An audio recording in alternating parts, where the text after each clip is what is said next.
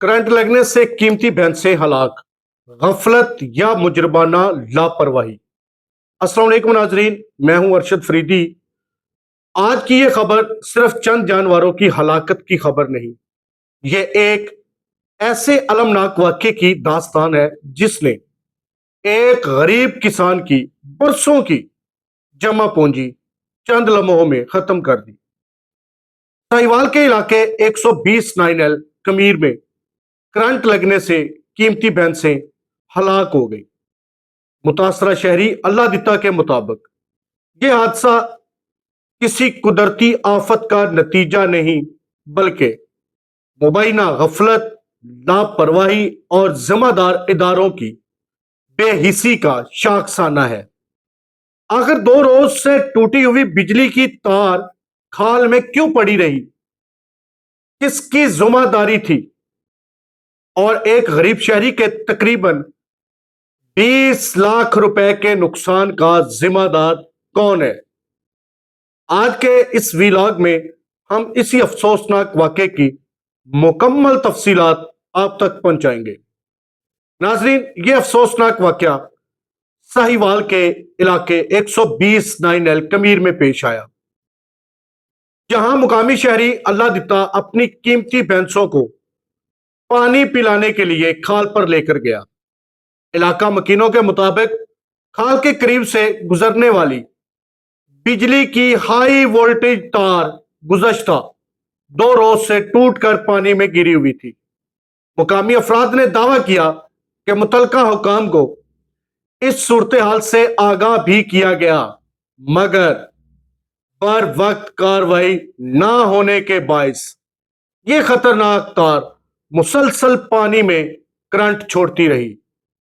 جیسے ہی بھینسیں پانی پینے کے لیے کھال میں داخل ہوئی تو اچانک زوردار کرنٹ لگا اور چند ہی لمحوں میں قیمتی جانور تڑپ تڑپ کر دم توڑ گئے۔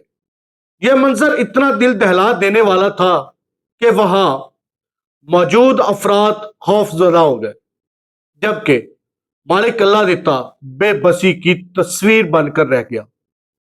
متاثرہ شہری اللہ دتا کا کہنا ہے کہ میری زندگی بھر کی کمائی ان بھینسوں میں تھی، اگر بجلی کی تار بر وقت اٹھا لی جاتی تو آج میرا اتنا بڑا نقصان نہ ہوتا۔ انہوں نے الزام عائد کیا کہ میپکو اہلکاروں کی غفلت اور عدم توجہی کے باعث یہ سانحہ پیش آیا۔ اللہ دتا کے مطابق ہلاک ہونے والی بھینسوں کی مجموعی مالیت تقریباً 20 لاکھ روپے تھی، اور یہی جانور ان کے خاندان کی آمدن کا بنیادی ذریعہ تھے۔ ناظرین، دیہی علاقوں میں مواشی صرف جانور نہیں ہوتے، یہ کسان کی معیشت، اس کی امید اور اس کے بچوں کا مستقبل ہوتے ہیں۔ اس صورتحال پر علاقہ مکینوں کا کہنا ہے کہ 2 دن سے تار پانی میں گری ہوئی تھی، مگر کسی نے سنجیدگی نہیں دکھائی۔ مقامی افراد نے سوال اٹھایا کہ اگر یہی تار کسی انسان کو لگ جاتی تو کیا تب بھی اتنی ہی خاموشی اختیار کی جاتی؟ لوگوں نے شدید غم و غصے کا اظہار کرتے ہوئے متعلقہ اداروں سے مطالبہ کیا ہے کہ ذمہ دار اہلکاروں کے خلاف کارروائی کی جائے تاکہ آئندہ ایسے حادثات دوبارہ پیش نہ آئیں۔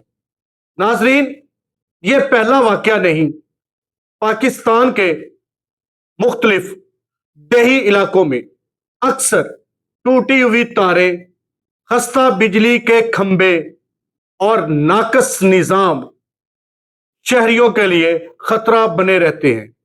خاص طور پر بارشوں یا نہری علاقوں میں اگر بجلی کی تار پانی میں گر جائے تو وہ موت کا جال بن جاتی ہے۔ ماہرین کے مطابق کھلے پانی میں کرنٹ بہت تیزی سے پھیلتا ہے، جانور اور انسان فوری طور پر اس کی زد میں آ سکتے ہیں۔ بر وقت بجلی بند نہ کی جائے تو حادثہ ناظرین چند سیکنڈ میں جان لیوا بن سکتا ہے۔ یہی وجہ ہے کہ بجلی کے نظام کی مسلسل نگرانی انتہائی ضروری سمجھی جاتی ہے۔ ناظرین، اس واقعے کے بعد کئی اہم سوالات جنم لے رہے ہیں۔ اگر تار 2 روز سے گری ہوئی تھی تو اسے فوری کیوں نہ اٹھایا گیا؟